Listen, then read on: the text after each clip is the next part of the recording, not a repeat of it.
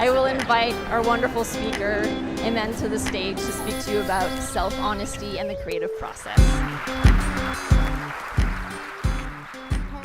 This is so weird, I have to say. Can everyone hear me okay?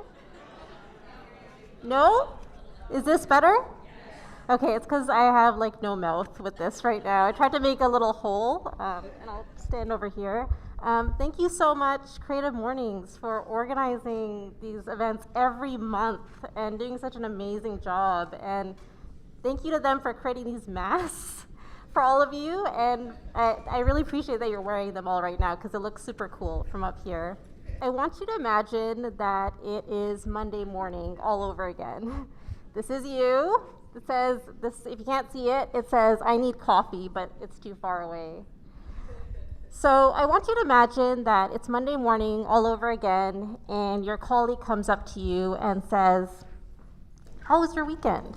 What did you end up doing this weekend? How comfortable would you feel being honest with your answer? Would you feel comfortable talking about how you spent the weekend working on your comic book, holding auditions for your latest film, or drafting your first novel? In other words, how comfortable would you feel being honest about your creative pursuits outside the workplace? Discussing your true ambitions outside your day job. And now let me put it another way. Have you ever felt like you needed to wear a mask going into the workplace? Or do you feel like you can be your true artistic self when you're there? Okay, is everybody ready to take off their masks now? Because I think I'm ready.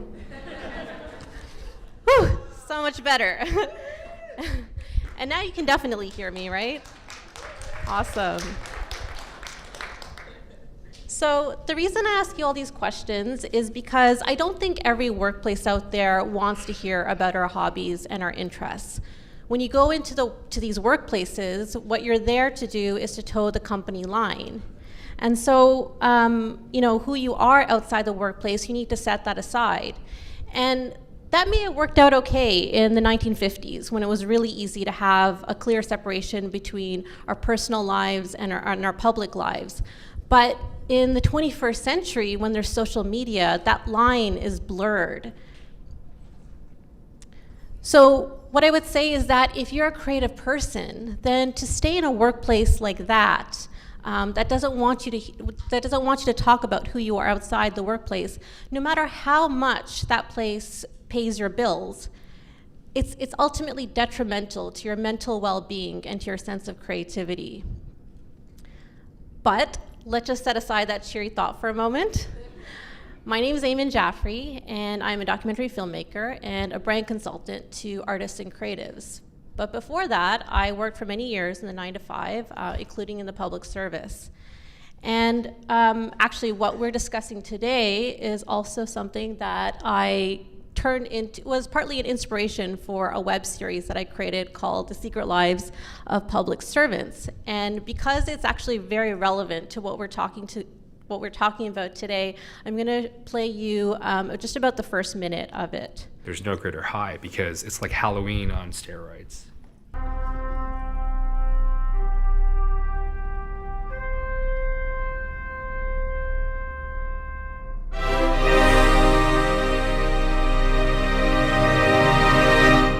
My name is Richard Wong. My day job is I work at the National Gallery as a protection services team leader. And at night, most of the time I'm working on cosplay. My responsibilities include the safety and security of the National Gallery. A big part of my job is responding to medical emergencies. So I've been trained as a first responder. Most of what we do is we respond to different situations out of the normal, and then we contact the people responsible for those situations to try to normalize it again. Intercom check. It's always 12-hour shifts, and whether that's 12 hours during the day or 12 hours at night, 7 to 7, it's always the same.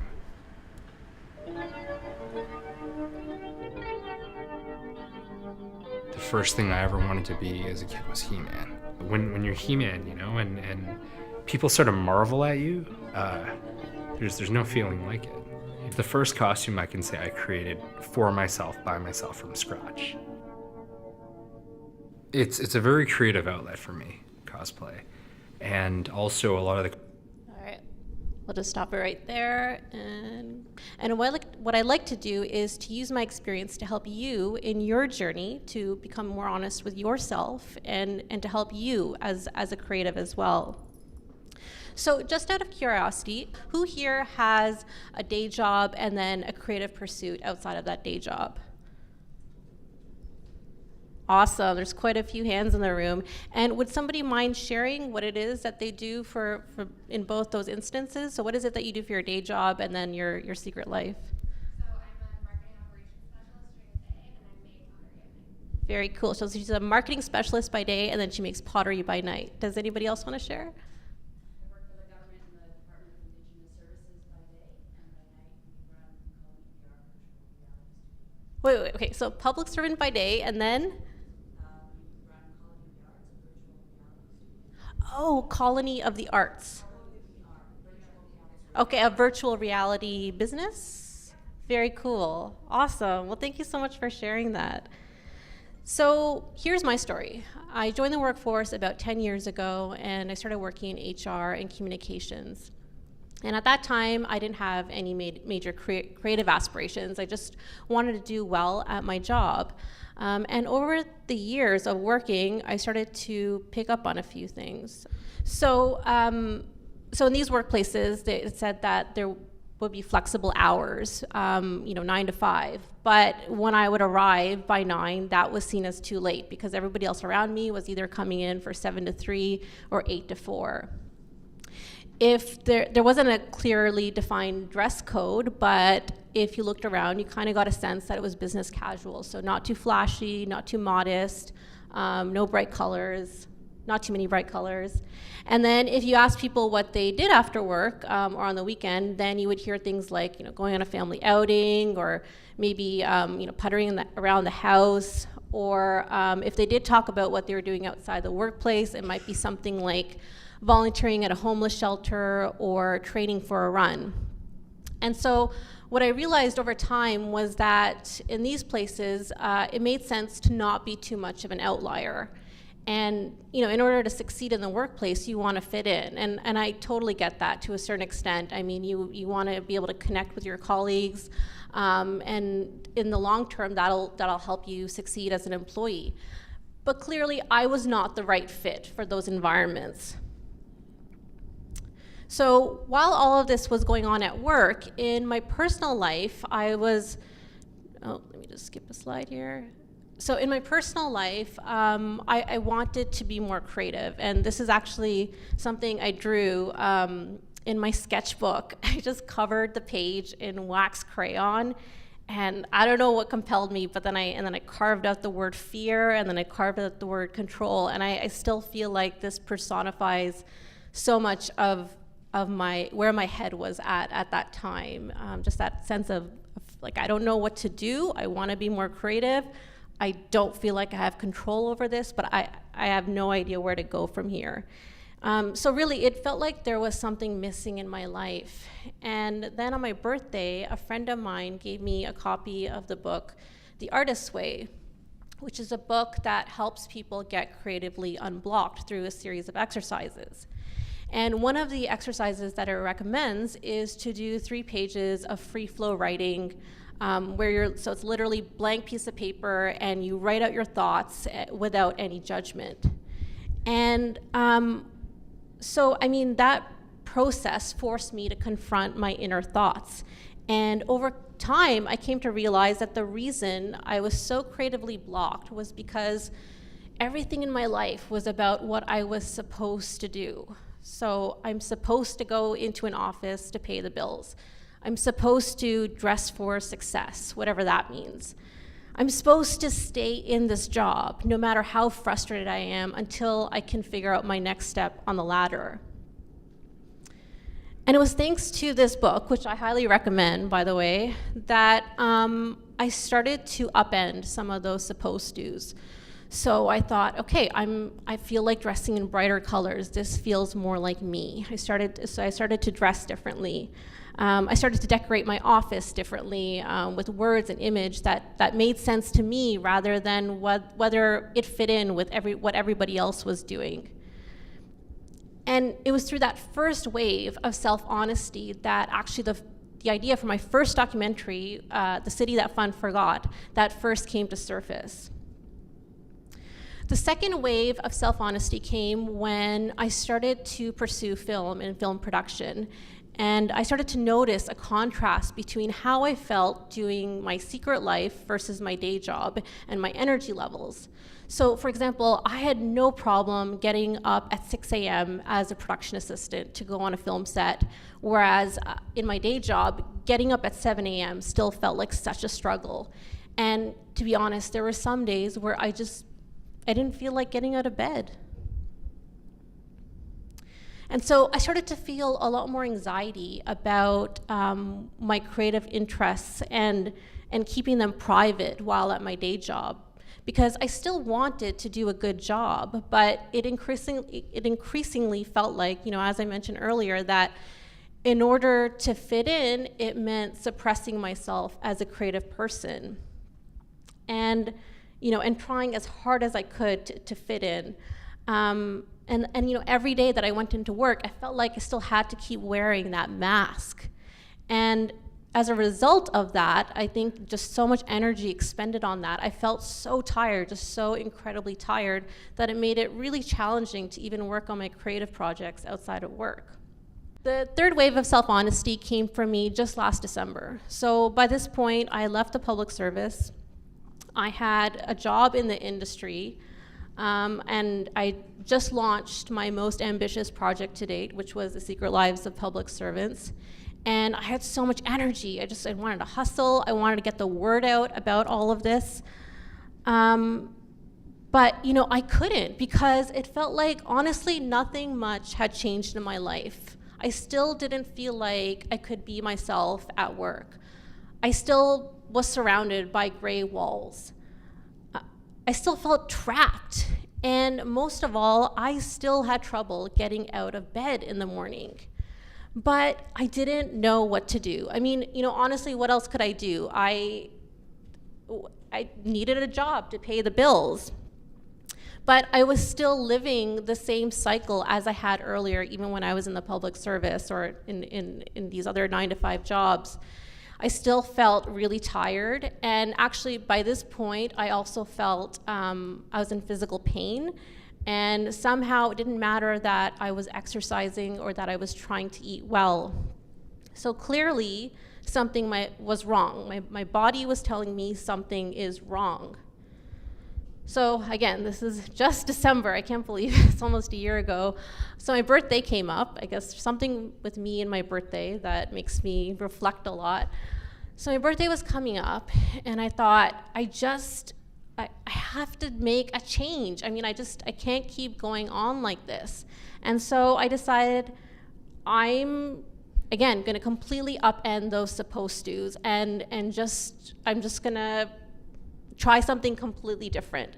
And as soon as I made that mental shift, it honestly felt like a weight had been lifted. And I thought, maybe at this time in my life, a 9-to-5 and working in offices, it's just not for me. It's not conducive to my creative well-being. So since I made that decision, I've been on an adventure. Has not been easy, but there's been some incredible things that have happened, and I feel happier, I feel healthier. I go to the massage therapist, and she tells me my back, she used to wonder why my back was always hard as a rock. And now it's still kind of, not a lot of movement there, but but it's just so much better. And so and then other incredible, amazing things have happened for me this year that simply would not have been possible if I still had a day job. So I was approached by Zainab here from Winged to direct her TV Bell Media TV series Creatorland. I won an award for the Secret Lives of Public Servants, and I got to go to Los Angeles to find out that I won the award. I was named a fellow for Hot Doc's Emerging Filmmaker Lab, where we had to, I think it was about 2 weeks that we were in Toronto doing some intensive workshops. And then just earlier this month, I went to Toronto with local filmmaker Leslie Marshall for her project Dollar Bin DJ, which was selected for this accelerator lab. And I couldn't have done any of those things if I was still at my day job. So, I mean, that is all great for me, but how does this relate to you and to your journey as a creative?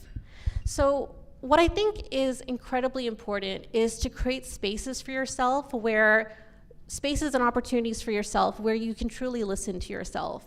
So, maybe for you, that could be like those pages I was telling you about, the free flow writing, or maybe it's meditation, or yoga, or hiking, just any opportunity you have to be quiet and to self-reflect. And then look out for these signs. So, do you have trouble waking up in the morning? Do you feel exhausted after work? Do you find that you're sneaking in, working on your creative projects while on your day job? When you meet people at parties, do you shy away from telling people what you do for a living? You don't feel excited telling people what you do for a living? The people that you work with just can't relate to your interests. It's hard for you to feel comfortable in the clothes you wear at work. You don't need to necessarily use 7.5 hours in a day to do your work, because you can do your work quickly and in short bursts. And are you like me, where you had physical pain as a result of the way you were sitting in your office, and no amount of ergonomic adjustments, massage therapy, chiropractor adjustments helps, and none of it makes a difference? So, for me, I'm not saying like this is at all easy. This whole process for me has not been a rational one. That was sort of the point. And there are some days where I have to ask myself, does this still make sense for me? And there are days where it is hard to pay the bills. And again, I have to step back and go, is this really worth it? And I would say for me, even though it's a sacrifice, it's one I'm willing to take right now. And I think that's something you have to decide for yourself too. So I hope you can use these signs to help you in your journey as a creative, because Ottawa needs your voice. So often when we hear about Ottawa, all anybody thinks about is the public service. Public service somehow equates to lack of creativity. And there's so many artists and creatives that are in the public service as well in other day jobs around the city. And I want to hear more people talk about themselves as creatives and making a go of it and doing it as something full time. So I'd like you to go home today and look yourself in the mirror and say, is my dog, oh my God. So I want you to go home today, look yourself in the mirror and ask, is my day job hindering me or helping me in my creative fulfillment? And start being more honest with yourself. Look for these signs. Because the more you can do this, the more you can strengthen your creative voice, and maybe you can finally throw away this mask. Thank you.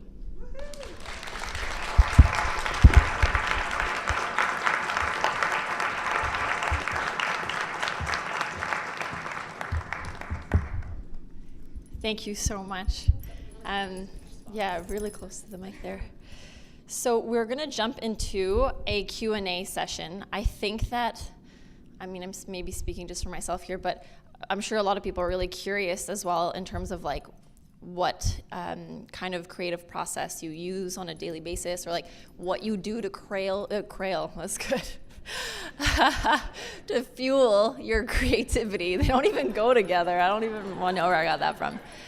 So maybe I'm stealing the mic with the first question now. So yes, how do you fuel your creative abilities and your creativity? You guys need to be quiet over there. No, I got the gist of it for sure. Fueling creativity, that's a good question. Yeah, I mean, the artist way, like some of those techniques are still really helpful. So that, again, that idea of free flow writing, because it forces you to take away judgment on yourself, and judging your own ideas. And something that else I do is I have a vision board. So just, what is it that I want to do, I want to accomplish? How do I staying looking for images, trying to again, paying attention to those signs, like what is it that I'm feeling attracted to, and trying to quiet that voice that says, well, that's not going to happen, that's not possible, why would you even think, why are you writing that down on the vision board? So I think that really helps. And having, a support network of people that you can trust with your ideas, that you can share your ideas with, that aren't going to immediately shoot it down, because that's something that's really hard for us as creatives. Is you get a lot of inspiration, and then there's those people out there, those naysayers, that they're like that inner voice, right? And they start trying to rationalize it or tell you why you can't do it. And so it's trying to stay away from people like that, because again, that's just not helpful. And moving towards, again, that idea of moving towards things that inspire you and that give you energy. And even just events like this are incredible. Like, what are those spaces where you feel alive, right? So I feel like that's, in the big picture sense, that's what helps me as a creative. And if anybody else has questions, just throw your hand up. We don't have a mic today, so. Oh, there's a question back there. Where do you go? A physical space or a mental space? Yeah. I mean, like I said, like spaces like this are really helpful. Like for me, bright colors, people talking about creativity. The word creative, as cliched as it is and as overused as it can be, I just love it. Like, I get excited when I see that word. The arts court, right? Or not arts court, the art gallery, just that renovated space. It's so beautiful. And going to spaces like that, I find that really helps me. Like, again, I guess it's finding out for you, what is it that works for you? What is it that makes you feel happy and relaxed? Well, okay, like, I'm never relaxed, so I use that word with a grain of salt, but where do you feel more relaxed than in other places? I always like being, even though I'm an introverted person, I like being surrounded by people. I like hearing a certain degree of chatter. So yeah, coffee shops for me are really helpful spaces. I love libraries too. I just love that libraries are one of the few places where you can go where you're not pressured to buy things. You're just there to learn. And again, like there's all these creative works around you. Yeah, does that help?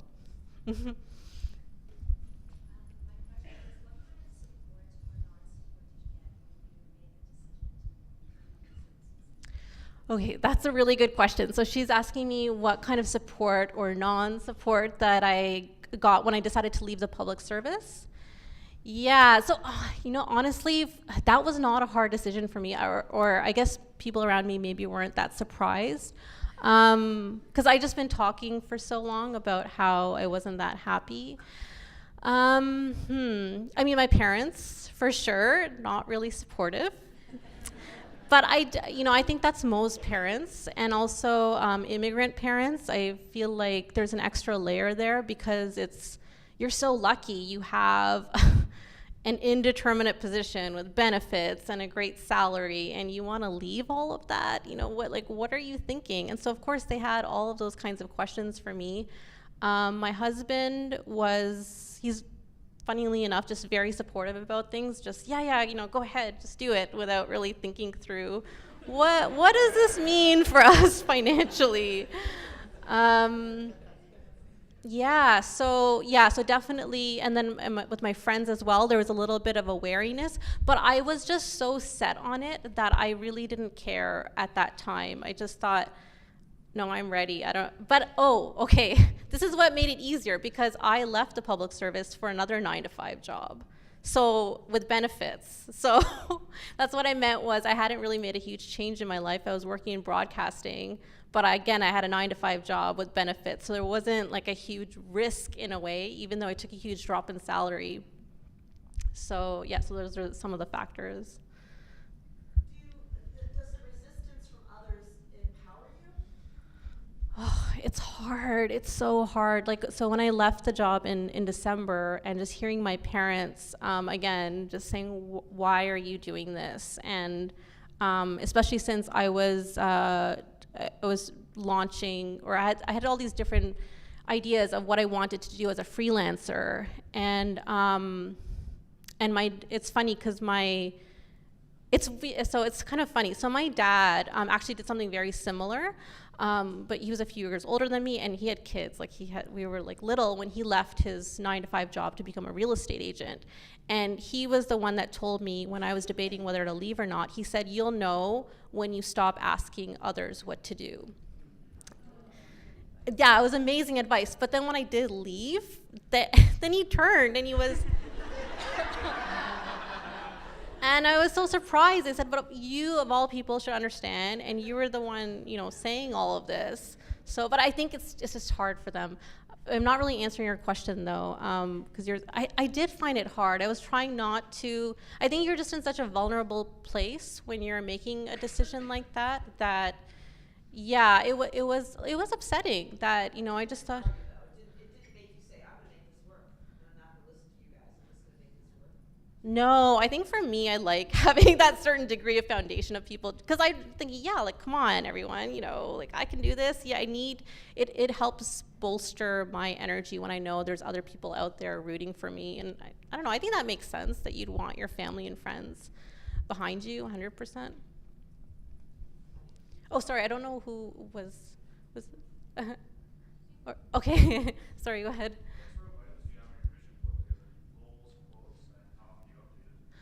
So I was working with a coach before who works in film before I left my job, and so he was the one that advised, suggested a vision board for me, because he said so much of, it's about trying to change your mindset, and so I basically copied what he did in his vision board, but I just have it as an electronic document, like in my Google Drive, and so I have a statement of what do I see myself as, but in the present tense.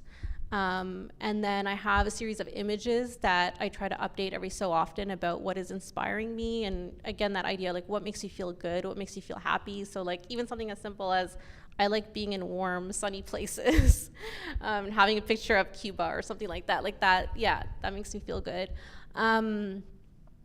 And just certain principles for myself, so to try to remind myself of who I am, and those moments when you don't feel as confident, going back to those principles, like for example, maybe one of my principles is, I know how to tell a story. This is something that comes very natural to me, and I don't need somebody else telling. Anyway, so frame it as something positive, but who do you see yourself as? And I try to look at it every day, maybe every few days. So I'm a really young government public servant. I work with people double my age. It's very different, but they're fun. How do you resist falling into the trap of staying in the public service for the rest of your life? Oh man, like I said, I had a hard time. There was a point where I was just having such a hard time getting up in the morning, and I wasn't feeling excited, and that persistent feeling of walking into work. Like I would walk into work, and there was this huge wind tunnel, and so every time I would walk to work, well, in the wintertime, the wind was just blowing in my face, icy wind, and it was like a struggle to get in the door. And then I worked in the basement, so then I had to go down to the basement, and then there are always problems with the heating in the wintertime. And it honestly felt like the same cycle being lived year after year. And this was my personal experience. I know a lot of people really enjoy their jobs in the public service. There's so many different kind of jobs, right? But like I feel like even the kind of work that we did, we would submit certain projects, and then you'd wait to hear back for approval, and then it wouldn't get approved for some reason, and then they'd ask us for the same kind of work again, and it would just like be repeated. It's like, well, we already gave that, or something like it, and like that idea, like I really feeling trapped that like nothing is changing. I'm just living this life of just not feeling particularly inspired, and noticing, as I was saying, that I'm just so much more excited about my film and like that whole world, and just being on a film set. Like I just had so much energy in those early morning shoots. And so, yeah, I think just starting to see, wow, like there's a real contrast here. And then, to be honest, I had a point where, because I'd worked for like 10 years there, and I got my certificate congratulating me on my 10 years. And I wasn't happy about it. I wasn't excited.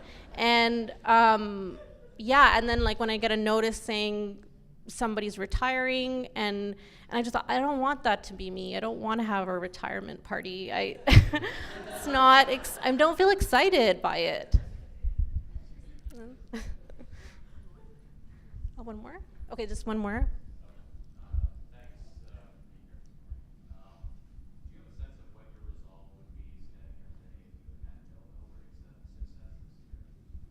Oh man, that is such a good question. Okay, so he's asking what my resolve would be standing here today if I hadn't had any success. Oh my God, wow.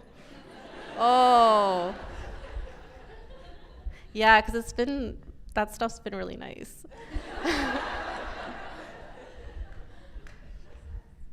Well, I mean, when I decided to do this, and and then there were the supportive people in my life. Like I talked to a few people, like my family doctor, and some of those people would just say, yeah, like just go for it, just try it out. And so I kind of said in my own head, I'll try it for a year and just see how it goes, or even, I don't know, like just check in to see. Yeah, because like this isn't a decision that I have to do for the rest of my life. Maybe I will go back to the 9 to 5, right? There's nothing has to be set in stone. So I don't know, maybe I wouldn't be speaking here today if I hadn't had all those successes. Maybe I would go back to the 9 to 5. I don't know. It's kind of hard to answer that. Yeah. Oh, sorry. Yeah. Oh, one more. Oh, I think there was another question at the back. I was just going to ask, it was kind of tied to the other question where, if you remember, I feel like we heard a lot of you like. Yeah, I think because I launched Secret Lives, and it was so exciting launching that, and I'd put so much energy into all of that, and then going back to work, and I was not feeling good at all, and I would just like be sitting there, and I would just start randomly crying. I'd just be sitting there crying, and then I was in so much pain, and then all of a sudden I started to feel nauseous. So I'd be at work, and there was like a week where I just felt really sick for some reason, and so they think it was around that time, and then. And so that thing that my dad had said to me, you'll know when you stop asking other people what to do. So that I kept going. So I kept asking other people, what should I do?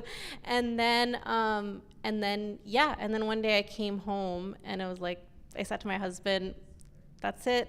I'm done. I'm really sorry. I have no idea what to do next, but this isn't working, and I have to leave my job. And then that was the day that I told my boss, I'm really sorry, but I got to do something else. And I think, one more question. I'm sorry. I feel like you see it. Yes. Yeah, and that's why I was saying, like, it's this was my own personal experience. It's not to say that it doesn't exist in the public service. And actually my team, when I left the public service, the team I had at that time, they were great. Like the people around me were fantastic. My manager was really supportive of my ideas, and like, let's try it this way, or let's do it this way. But for me, like that broader system that I was in, it wasn't conducive to that, which is why we were stuck in that cycle over and over again. So yeah, like I just found nothing was changing, but I was always all for, like, when I was a public servant, like, let's do things differently, or let's try it this way, and I did, and there are departments and definitely teams within the public service that are conducive to that, and that's great, and I want to see more of that, because I mean, I would totally stay in the public service if I was in that kind of environment. There's no reason that, and I completely agree with you, there's no reason the two have to be, like, public service has to be the antithesis of creativity. So thank you for that.